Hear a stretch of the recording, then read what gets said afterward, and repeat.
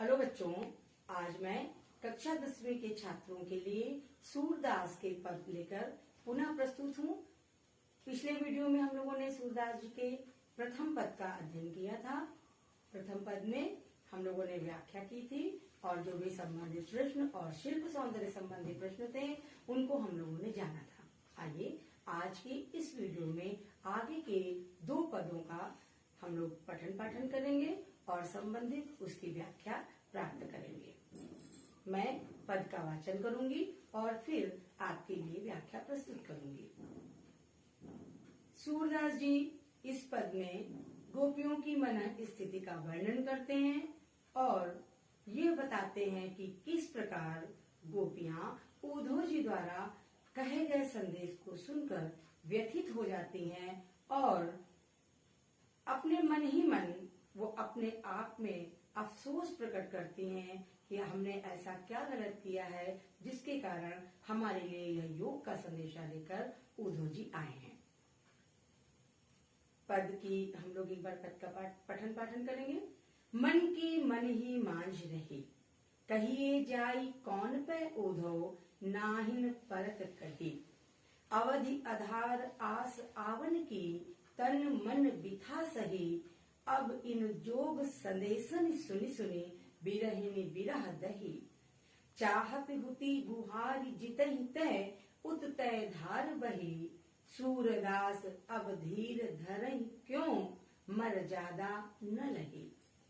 पहले मैंने आपको बताया योग का संदेशा सुन करके गोपियां बहुत व्यथित हो जाती हैं और वो अपने मन ही मन में दुखी होती हैं। उद्धव जी से उत्तर प्रत्युत्तर करती हैं और अपनी मन स्थिति को प्रकट करते हुए कहती हैं, मन की मन ही मांझ रही। हमारे मन की जो अभिलाषा थी, हमारे मन में जो कहने योग्य बात थी, हमारे मन का जो दुख था जिसको हम कृष्ण से प्रकट कर सकती थी, लेकिन अब वो हमारे मन के अंदर ही रह गया है। मांझ माने अंदर, भीतर। मन की जो मन की बात थी, मन में ही मांझ रही, अंदर भीतर ही रह गई। मन की जो बात थी वो हमारे मन के ही भीतर रह गई। कहिए जाई कौन पे उद्धव, हे उद्धव अब आप बताइए कि हम अपने मन की इस बात को कौन पे कहिए। कौन पे, किससे, कौन पे कहिए, जाई जाकर। अब हम किससे जाकर अपने मन की इस बात को कहें, ना ही परत कही। अब हमसे यह बात कहते नहीं बनती, नहीं बनती, परत कही कहते। अब हमसे यह अपने मन की बात कहते नहीं बनती, क्योंकि अवधि आधार आस आवन की, तन मन बिथा सही। ध्यान दीजिएगा, अवधि आधार आस आवन की, प्रत्येक शब्द में अवर्ण की आवृत्ति हो रही है, जिसके कारण बच्चों यहाँ पर अनुप्रास अलंकार का बहुत सुंदर प्रयोग है। क्या कहती हैं गोपियां? अवधि यानी समय, आधार आधार बनाया हमने, आस आशा लगाए थे, किसकी? आमन की, कृष्ण के लौटकर आने की। यानी कृष्ण के लौटकर आने का जो समय था वो हमारे जीवन का आधार था, उसी की हम आशा लगाए बैठी थी। इसलिए तन मन बिथा सही, हमने तन और मन के बिथा, दुख को, व्यथा को सहन किया है। अब इन जोग संदेशन सुन सुने, बिरहिनी बिरह दही। लेकिन अब तक तो हमने तन मन की व्यथा को सह लिया, अब तक तो हमने अपने दुख को सहन कर लिया। क्यों? क्योंकि हमें कृष्ण के आने की, लौटकर आने की उम्मीद थी, जिसको हमने अपने जीवन का आधार बनाया। लेकिन अब इन जोग संदेशन सुनि सुनि, पुनः शब्द आया है सुनि सुनि, 2 बार सुनि शब्द की आवृत्ति हुई है, जिसके कारण बच्चों यहाँ पर पुनरुक्ति प्रकाश अलंकार है, आप सभी को पता है। अब इन जोग, जोग क्या है? योग, योग साधना का, तपस्या का जो ये तुम संदेशा लाए हो, अब तुम्हारे द्वारा योग संदेशे के इस संदेशे को सुन सुनकर तुम्हारे द्वारा लाए गए योग के संदेशे को सुन सुन कर क्या हो रहा है, बिरहीन बिरह दही। हम बिरहणी थी, एक तो पहले से ही बिरह की अग्नि में जल रही थी, बिरहीन बिरह, बिरहीन वियोगिनी नारियां थी और बिरहाग्नि में जल रही थी, दही जल रही थी। और तुम्हारे इस योग के संदेशों को सुनकर हम उस बिरहाग्नि में और अधिक जलने लगी हैं। यानी पहले से बहुत व्यथित थी, बहुत दुखी थी, लेकिन अब जब तुम्हारे द्वारा हमने यह सुना कि हमारे श्री कृष्ण ने ही हमारे लिए योग का संदेशा भेजा है, तो हम और अधिक दुखी हो गई हैं। हमारी विरहाग्नि और अधिक तीव्र हो गई है, तेज हो गई है। चाहत हुती गुहार जितहिते। अब देखिए कितनी अच्छी बात गोपियां यहाँ कह रही हैं। क्या कह रही हैं? चाहत हुती, हम जो चाहती थी, चाहती थी हुती, हम जो चाहती थी, क्या चाहती थी? गुहार लगाना। कहाँ गुहार लगाना? जितहिते, जहाँ जाकर, हम जहाँ जाकर अपनी गुहार लगाना चाहती थी, जहाँ जाकर हम अपने मन की इस व्यथा को बताना चाहती थी, उतते धार बही।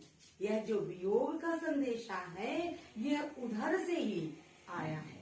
यह जो धार बही है, यह धारा वहीं से बहकर आई है, जहाँ हम अपने मन की पीड़ा को सुनाना चाहती थी।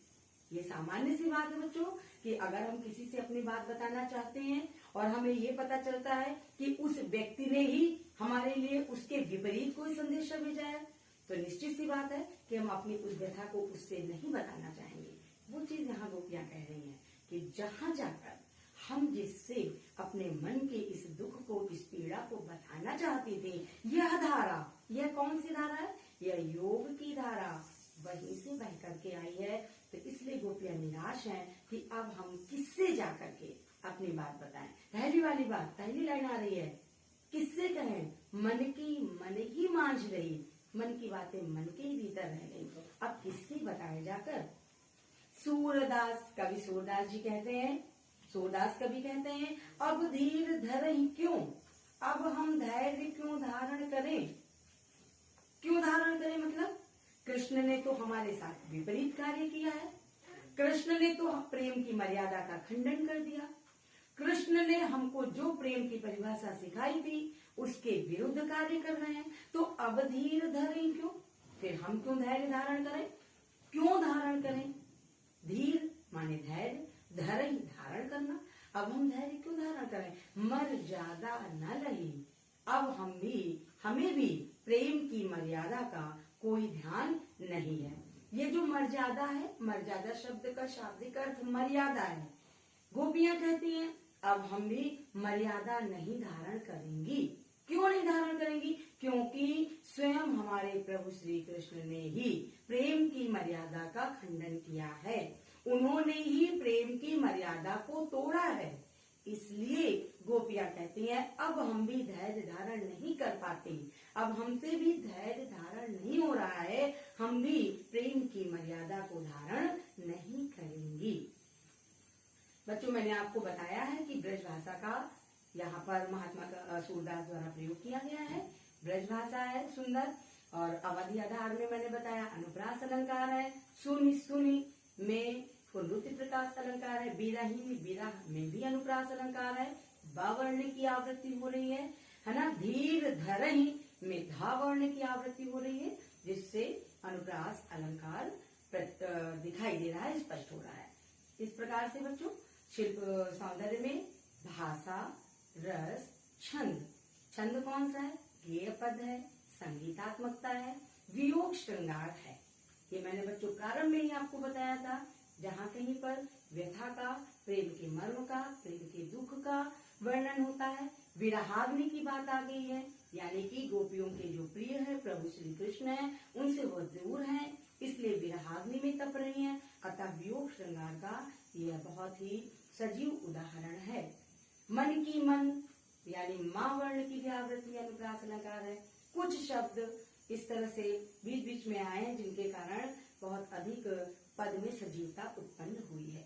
अच्छा बच्चों, अब प्रश्न यदि हम यहाँ निर्माण करना चाहेंगे तो बहुत सारे प्रश्न इससे बनेंगे।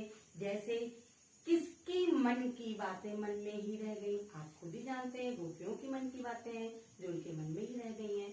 संदेशा लेकर कौन आया है? संदेशा लेकर उद्धव जी आए हैं। कौन सा संदेशा लाए हैं? योग का संदेशा लेकर आए हैं। गोपियों की विराग्नि क्यों बढ़ गई है? क्योंकि योग के कारण वो पहले से व्यथित थी और